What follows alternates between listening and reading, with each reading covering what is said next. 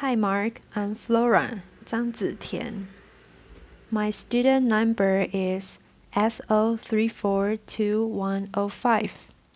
I'm junior at NCUE.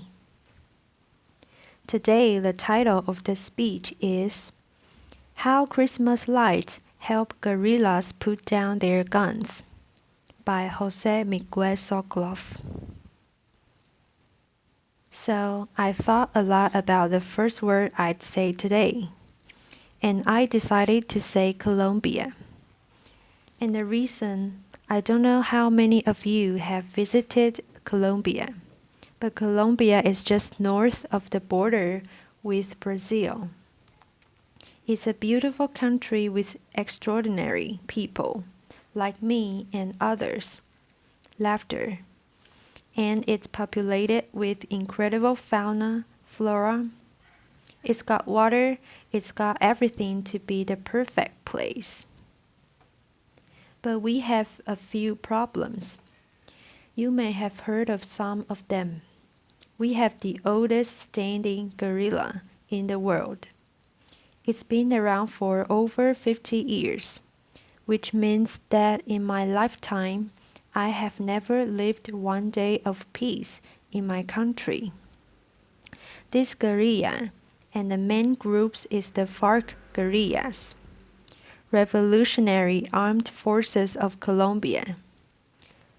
They have financed their war by kidnapping, by extortion, by getting into the drug trade, by illegal mining. There was been terrorism. There have been random bombs. So it's not good. It's not really good. And if you look at the human cost of this war over 50 years, we have had more than 5.7 million displaced population. It's one of the biggest displaced populations in the world. And this conflict has cost over 220,000 lives. So it's a little bit like the Bolivar wars again. It's a lot of people who have died unnecessarily. We are now in the middle of peace talks, and we've been trying to help resolve this problem peacefully. And as part of that, we decided to try something completely lateral and different. Christmas lights. So Christmas lights, and you're saying, what the hell is this guy going to talk about?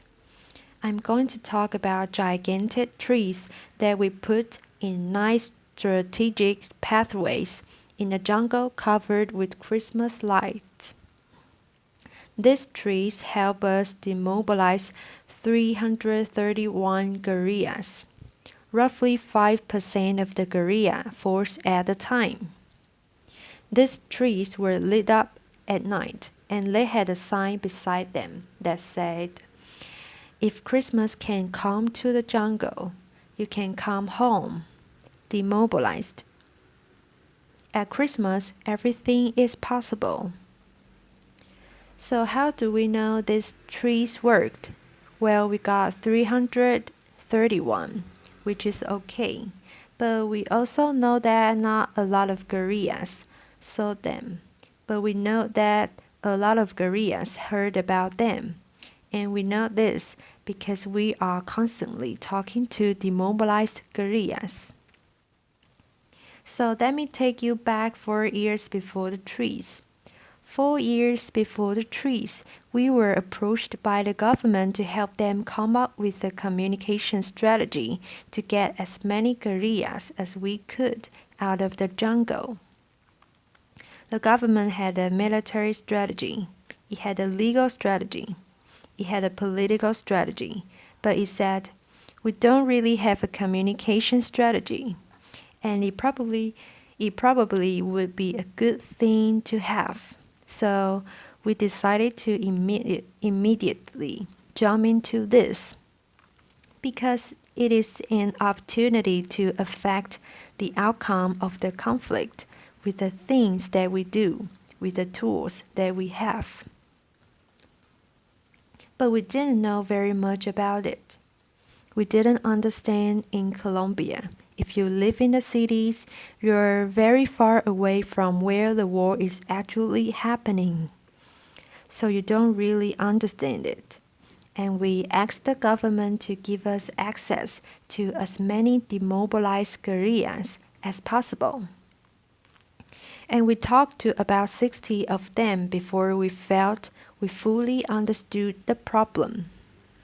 We talked about, they taught us why they had joined the guerrillas, why they left the guerrillas, what their dreams were, what their frustrations were, and from those conversations came the underlying insight that has guided this whole campaign, which is that guerrillas are as much prisoners of their organizations as the people they hold hostage.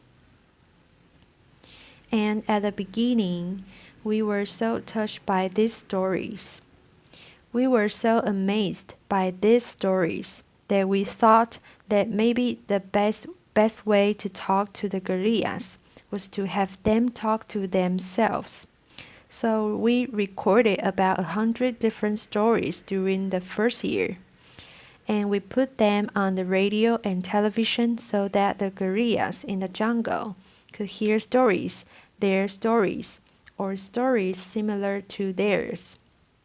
And when they heard them, they decided to go out. I want to tell you one of these stories. This person you see here is Giovanni Andres. Giovanni Andres is 25 when we took that picture. He had been 7 years in the guerrilla, and he had demobilized very recently. His story is the following. He was recruited when he was 17, and sometime later, in his squadron, if you will, this beautiful girl was recruited, and they fell in love. Their conversations were about what their family was going to be like, what their kids' names would be, how their life would be when they left the guerrilla. But it turns out that love is very strictly forbidden in the lower ranks of the guerrilla. So their romance was discovered, and they were separated. He was sent very far away, and she was left behind. She was very familiar with the territory, so one night when she was on guard, she just left, and she went to the army she demobilized. And she was one of the persons that we had the fortune to talk to. And we were really touched by this story, so we made a radio spot, and it turns out by chance that far away, many kilometers north, he heard her on the radio. And when he heard her on the radio, he said, "What am I doing here? She had a boss to get out. I need to do the same thing." And he did. He walked for 2 days and 2 nights, and he risked his life, and he got out. And the only thing he wanted was to see her. The only thing that was in his mind was to see her. The story was, they did meet. I know you're wondering if they did meet. They did meet. She had been recruited when she was 15, and she left when she was 17. So there were a lot of their other complications, but they did eventually meet. I don't know if they are together now, but I can find out. Laughter. But what I can tell you is that our radio strategy was working. The problem is that it was working in the lower ranks of the guerrilla. It was not working with the commanders, the people that are more difficult to replace, because you can easily recruit, but you can't get the older commanders. So we thought, well, we'll use the same strategy. We'll have commanders talking to commanders. And we even went as far as asking asked commanders of the guerrilla to fly on helicopters with microphones telling the people that used to fight with them, "There is a better life out there. I'm doing good. This is not worth it," etc. But as you can all imagine, it was very easy to counteract. Because what was the guerrilla going to say? "Yeah, right, if he doesn't do that, he's going to get killed."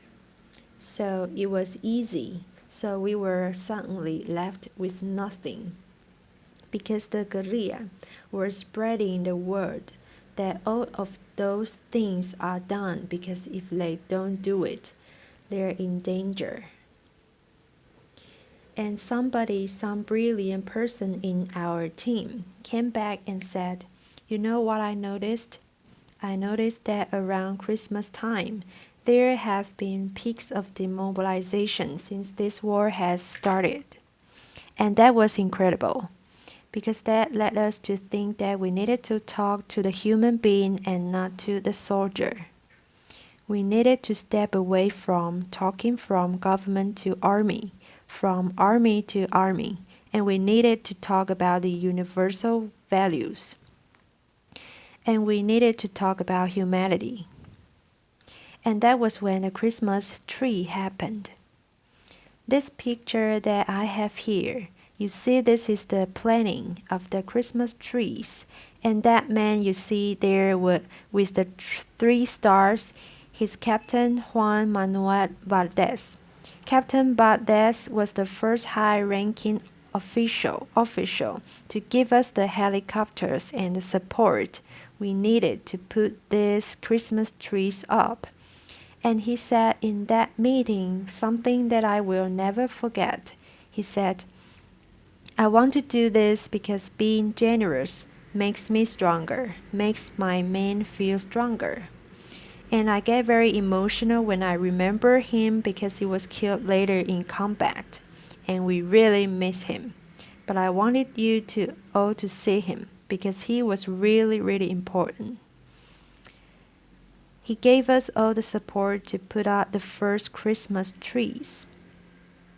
What happened later is that the guerrillas who came out during the Christmas tree operation and all of that said, "That's really good. Christmas trees are really cool. But you know what? We really don't walk anymore.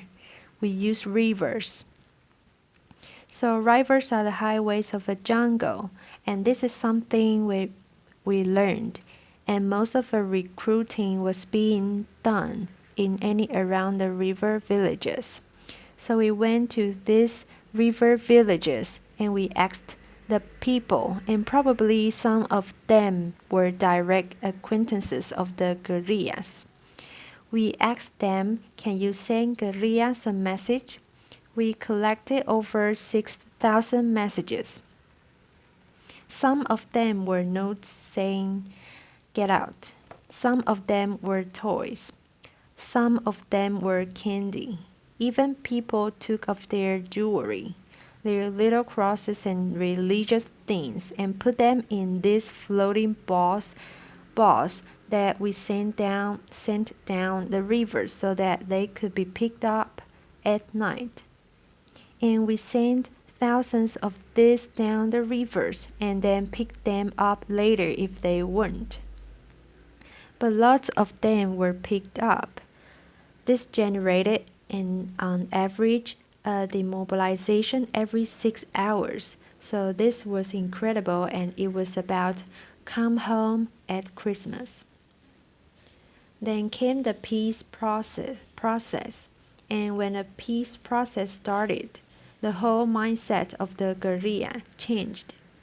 And it changed because it makes you think, well, if there's a peace process, this is probably going to be over. At some point, I'm going to get out. And their fears completely changed. And their fears were not about, am I going to get killed? Their fears were, am I going to be rejected? When I get out of this, am I going to be rejected? So the past Christmas What we did was we found 27 mothers of gorillas, and we asked them to give us pictures of their children when they only could recognize themselves so as not to put their lives in danger.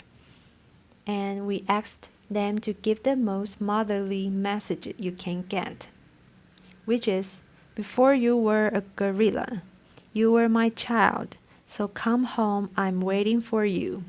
You can see the pictures here. I'll show you a couple. Applause. Thank you.